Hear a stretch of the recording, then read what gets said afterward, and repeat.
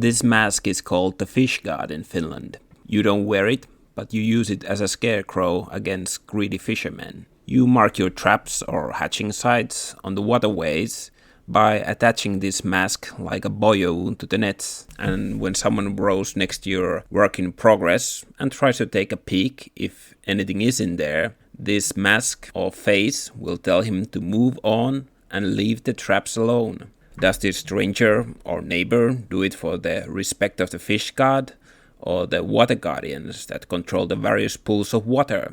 I don't think so. It is a warning not to look at your own reflection from the water. That might sound silly for us, since we live in the age of mirrors. We start our day by looking at our own reflection from the mirror before we leave to work. It is polite to look after our appearances. We even use the rogue test to classify how self-aware one is. Human children usually recognize themselves from the mirror reflection at the age of 1 year, but this varies if the child lives in a rural community or not. Obviously, there is no access to the mirrors in rural community, although nowadays we have mobile phones everywhere that can give us this mirror appearance. For the ancient people, watching your own reflection from the water too long was extremely dangerous, and your own reflection could take your place, and the watcher would end up in the mirror world seen from the water's reflection. I would say this concept is still very common in Western literature, where there are many horror stories of an identical person replacing the original one. But we have all probably heard the story of Narcissus from the Greek mythology, who gives us this great term of narcissism. The story tells how grave it is to fall in love with yourself, but I think this story has even deeper archaic concept of reflections being dangerous to the observer. That really showcases how the Greek poets could take this archaic concept or taboo of looking yourself in the water waves and turn it into even more psychologically deeper and meaningful story. It is a very interesting concept. This disdain from the ego, from ourselves, is a very interesting concept and maybe the most hard one for us to understand about the ancient world. We are puzzled why cavemen didn't paint their faces to the stone walls. But why would they do that in tribal society, where individuality and one's ego is not important, but is actually an almost taboo-like subject that is being eradicated for the benefit of the group?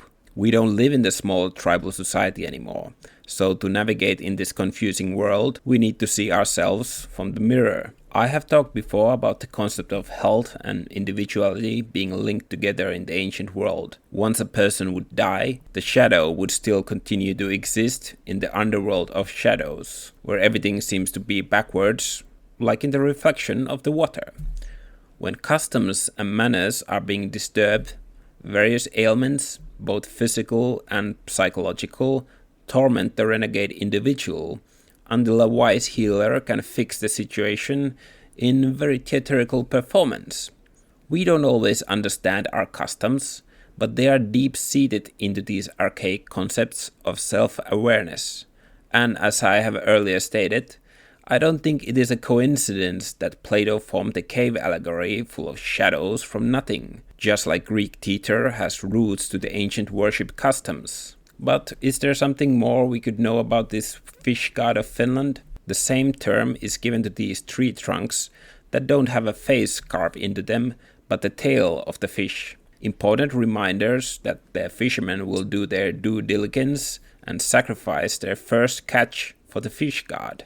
Operating in the waterways requires a lot of respect for the customs, so the water guardians don't pull you down to the bottom with them.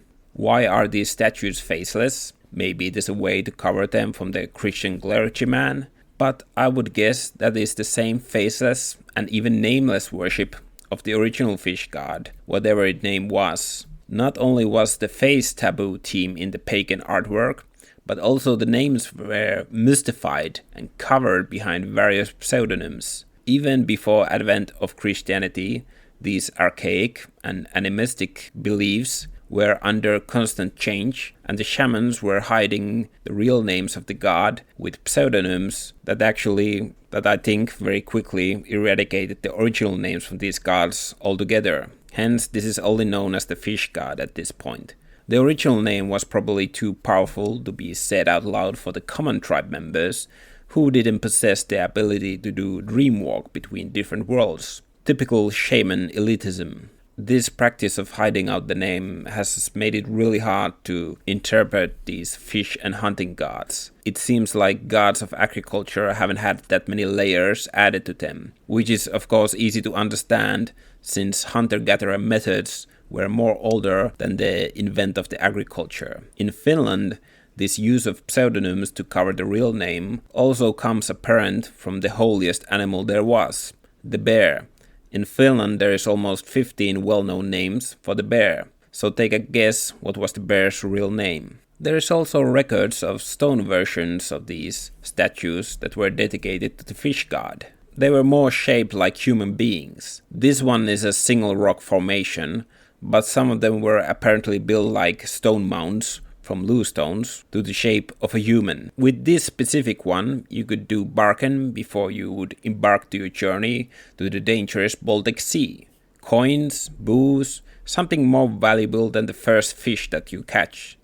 These stone worship places really catch the original Stone Age practice of sacrifice, where man-made holes in the stone work as altars for different god worships. We would feel that these stones are very inhuman and could not connect any personal or spiritual feelings into them. But obviously, like the star sky, we observe nature very differently than these ancient people who didn't observe themselves that much. So, when a man perishes in his voyage across the sea, this statue continues standing. It doesn't remember the visitor's face. New ones will come, and only thing that matters is their respect for the never-ending line of customs.